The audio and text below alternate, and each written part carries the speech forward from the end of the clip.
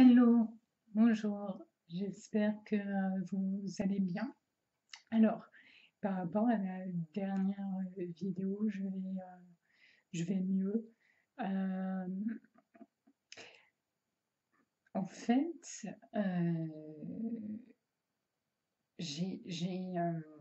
je me rends compte que dans les moments où j'ai l'impression de ne rien contrôler, de pas savoir où je vais, je suis vraiment perdue et je panique, je m'emballe. Et en fait, ce que, euh, ce que je voulais exprimer aujourd'hui, c'est que malgré tout, dans ces moments-là, c'est important de continuer à agir sur les choses euh, sur lesquelles on a encore du pouvoir. Savoir donc, par exemple, bon, sur toutes les questions que je me posais, bah, même s'il faut que je reprenne mes études, j'ai aucune idée, machin. Et ben, j'ai envoyé 2 ou 3 mails, voilà, pour savoir où me renseigner. Euh, donc voilà, agir sur les choses, agir là où on a encore le pouvoir et focaliser aussi, se focaliser sur, bah oui, sur les choses sur lesquelles on peut avancer aussi. Par exemple, enfin, ça faisait quelques semaines que je me disais, ouais, il faut que je prenne rendez-vous avec un tel et que j'avais toujours pas fait. Donc là aussi, je l'ai fait. Euh, voilà. Donc, ça, c'était pour expliquer le switch entre la dernière vidéo où je savais plus où j'étais et puis comment je me suis remise sur les rails quelque part. Donc voilà. Euh, je sais pas si ça va s'entendre clairement, mais j'ai évoqué assez souvent mon élocution. Il faut savoir que faire une vidéo, enfin, ça aurait absolument pas été possible pour moi de faire ça il y a encore 3 ou 4 ans. En fait, avec la maladie dans la famille, en fait, on est plusieurs personnes touchées et on a tous ce défaut-là. On n'arrive pas à crier, on n'arrive pas à parler vite et surtout on s'essouffle en fait. On parle ici, voilà, avec la gorge. Et ce qui fait que, bah, personnellement, moi, ça me fait ça, c'est que j'ai j'ai fait des examens et en fait, j'ai une déviation de la trachée. Ce qui fait que quand j'avale de la salive, ça se bloque et ça m'empêche de respirer, ça s'accumule, ça fait des glaires et il faut que j'arrive à évacuer tout ça. Et donc, jusqu'à il y a 4 ans, parler en groupe, c'était juste impossible. Et bizarrement, à part quand j'étais avec mes stagiaires, euh, là, c'est un milieu où je me sentais bien à ma place, où, voilà, et alors, pour la petite anecdote, j'ai travaillé donc avec bah, des personnes étrangères et non, et ils adoraient les dicter, et surtout ils adoraient les dicter avec moi, ce qu'ils me disaient toujours, ah Ludivine, quand tu parles, déjà, tu parles pas vite, et en plus on entend toutes les lettres dans le mot. Par exemple, là, l'exemple qu'il m'avait donné, c'était le mot important. Et il dit, ben, toi, tu dis important, on entend le M. Donc, quelque part, je leur évitais les pièges. Euh, donc voilà, mais au-delà de cette petite anecdote, pour moi, c'était vraiment frustrant. Je le vivais très mal en dehors de mon travail. Quand je sortais en soirée, que j'arrivais pas à m'exprimer parce qu'il y avait trop de monde, ma voix ne portait pas assez.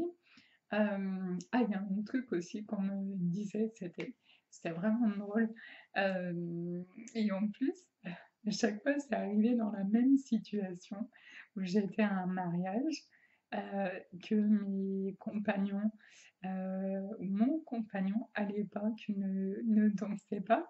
Et donc, je me retrouvais à danser avec quelqu'un que je connaissais pas dans le mariage. Et on me demandait toujours si j'étais allemande, parce que voilà, j'ai une élocution qui se remarque. Alors là, j'en parle avec détachement, mais ce qu'il faut savoir, c'est qu'il y a 3-4 ans, j'ai dit, vraiment, j'en ai marre de souffrir de ça.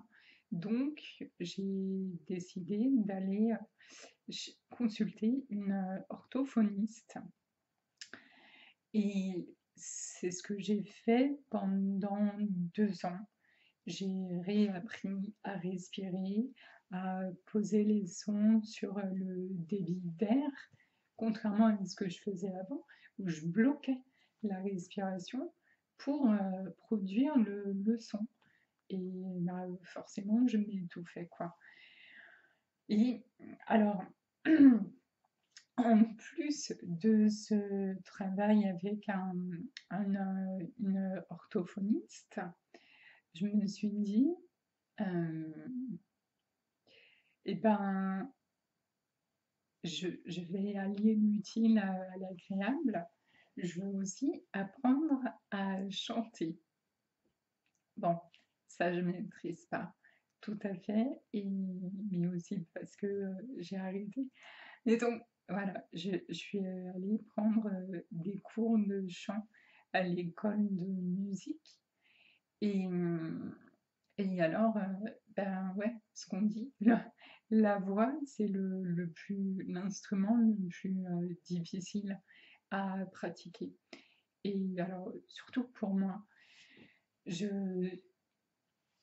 je crois que je me suis habituée à ma prof vers la fin de la 2e année. J'ai commencé seulement à ce moment-là à oser me lâcher, à oser ouvrir grand la bouche pour faire sortir et entendre ma voix. Euh, Psychologiquement, c'était vraiment libérateur, quoi. Ça y est, Ludivine, elle est là, elle s'exprime et elle ose et, euh, waouh, quoi. Et j'ai, une fois que j'ai touché à ça, au fait que je pouvais exprimer, que j'avais de la voix, c'était pas suffisant. J'ai eu l'occasion de me lancer des gros défis et des choses dont je me rappelle parfois dans les moments où j'ai ces peurs qui reviennent. Euh, Par exemple, un jour, j'étais en séminaire et à la fin des séminaires, on a l'habitude de donner des petits spectacles. Et donc, du coup, chacun, généralement, il y a de la musique, il y a du théâtre, Il y en a qui font les clowns. Et donc, moi, j'avais amené cette année-là mes partitions. Et je m'étais dit, bah voilà, si je trouve quelqu'un, je chanterai. À savoir que on est à peu près ouais, une bonne centaine hein, de personnes. Et en fait, je vais voir la personne qui se charge de l'organisation et je lui dis, bah voilà, moi j'aimerais chanter avec quelqu'un, si possible, avec un pianiste. Et il n'y avait pas de pianiste. Ah, bon, alors là, le truc c'est, est-ce que j'y vais ou est-ce que j'y vais pas? Parce que du coup, chanter sans pianiste, ça voulait dire chanter a cappella. Et, et ça, c'était déjà le niveau 10 pour moi. Et en fait, au cours de la journée, je discute avec un gars qui était là-bas, qui était coach, et alors on discute de mon métier, du fait que à l'époque, je, je voulais reprendre un travail, mais je voulais pas plus aller travailler en tant que salarié parce que je voulais concilier et mon travail et ma santé. J'aimais mon métier, formatrice pour adultes, tout ça, la relation quand je réexplique tout ça, les règles de français, tout ça, j'aimais ça, mais je ne me voyais plus le faire. Et donc, voilà, on discute avec cet homme-là. Et, euh, et donc, lui, il m'avait dit qu'il était coach, un nouveau coach en fait, tout frais. Et du coup, il se propose de me coacher gratuitement pour lui se faire de l'expérience. Donc voilà, de me coacher professionnellement. Alors, waouh, je me dis, mais quelle chance j'ai, parce que vraiment j'en ai besoin. Je voulais aller quelque part, mais je voyais plus trop. Et, et donc, je lui dis, bah tiens, il m'a inspiré confiance.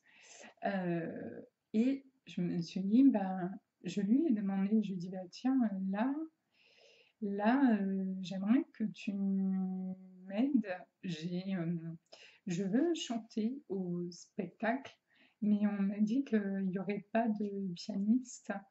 Et, et du coup, bah, ça me fait un peu peur. Est-ce que tu m'aiderais à bah, tester quoi, et à prendre ma décision? Alors il me dit, ok, comme tu veux, comment tu vois ça? Je dis, bah, déjà, il faudrait que j'arrive à chanter ce chant devant toi.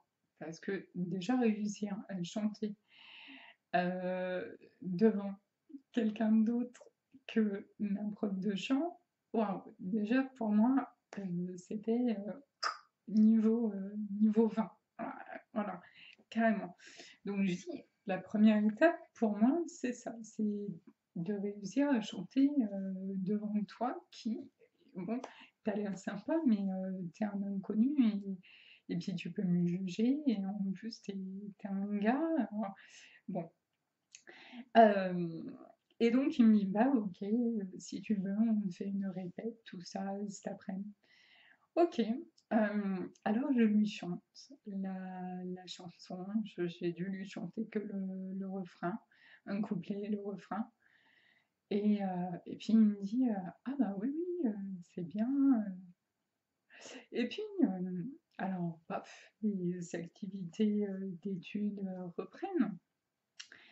Et puis je me dis, mais attends, j'ai chanté, il était à 1 mètre et demi de moi. J'ai- La salle, elle est grande. là, il faut qu'on fasse un essai qui soit plus loin, quoi.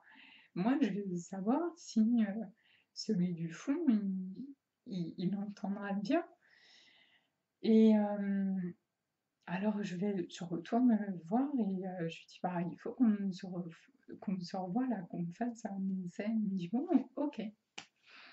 Hop, après la pause, tout le monde rentre à l'étude et nous, on reste dehors. Et, euh, et alors, on refait l'essai. Et puis, je le vois donc reculer petit à petit et me faire des pouces comme ça. Donc, moi, je comprends. Bah, oui, oui, j'entends, quoi. Et il s'est reculé assez loin quand même. Moi, je donnais tout ce que je pouvais donner et j'étais vraiment dedans, quoi. Et en fait, quand il est revenu après, il avait les larmes aux yeux. Et bah, du coup, moi, je lui dis, bah, qu'est-ce qui se passe, quoi? Il me dit, tu m'as fait pleurer. Alors là, j'ai dit, sérieux? J'ai dit, et bien voilà, mon objectif ce soir, ça va être ça. Je te remercie. Grâce à toi, je sais que je vais chanter.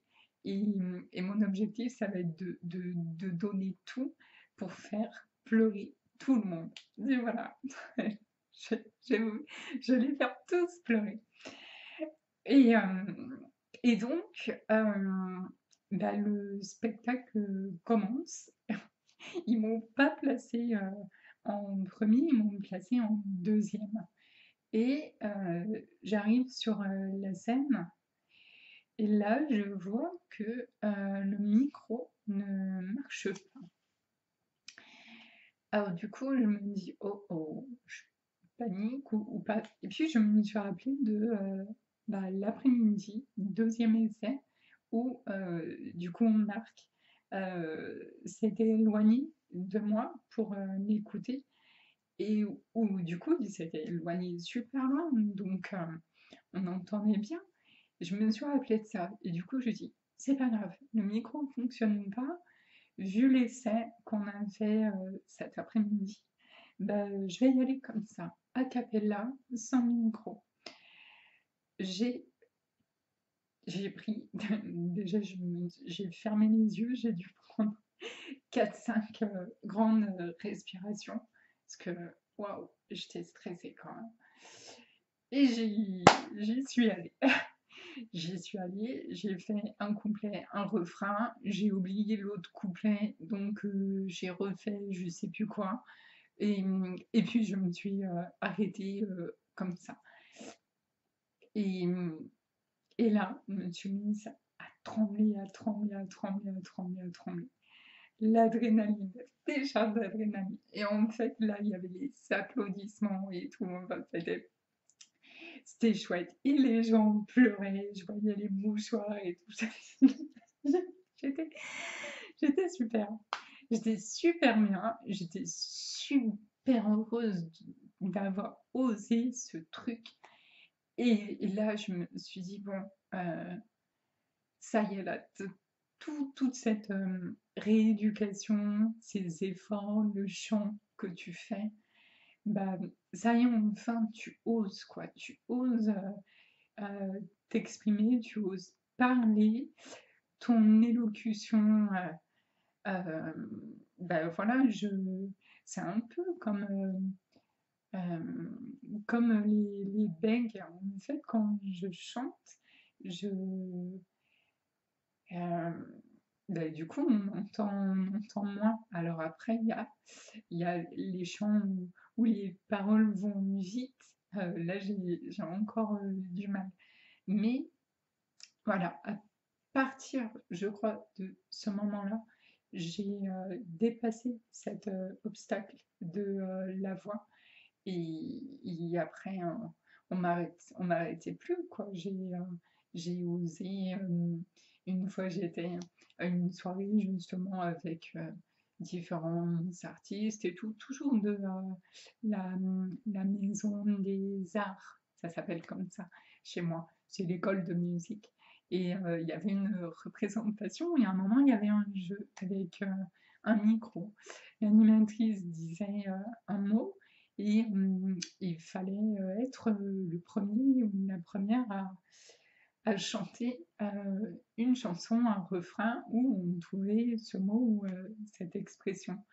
Et moi, je me souviens, voilà, j'avais pris le micro, j'avais donné tout ce que je pouvais. Euh, En même temps, quand je raconte ça, je me dis, je ne suis pas encore prête pour le faire là, maintenant. Un jour, peut-être, ça viendra, mais là, maintenant, non, je retiens encore. Chaque chose en son temps. Donc voilà, ou puis une autre fois où il y avait le karaoké au camping, j'ai jamais fait ça, quoi, le karaoké, donc j'en ai organisé, donc là, comme j'étais avec des personnes que je connaissais, bah voilà, je prenais le micro, je chantais, mais chanter devant d'autres inconnus dans un contexte inconnu aussi, le camping, bah voilà, donc je l'ai fait. Euh, voilà, j'avais envie de vous raconter cette anecdote par rapport à mon élocution, au gros travail que j'ai fait pendant 2, 3 ans d'orthophonie, d'apprentissage du chant pour, pour que ce que je faisais dans le milieu médical puisse également me servir dans mes loisirs et dans ma vie quotidienne aussi. Et, et puis voilà, donc ça a pris du temps. Et maintenant, j'ose plus parler et je vais encore, grâce à ces vidéos aussi, je vais encore y aller, quoi. Voilà.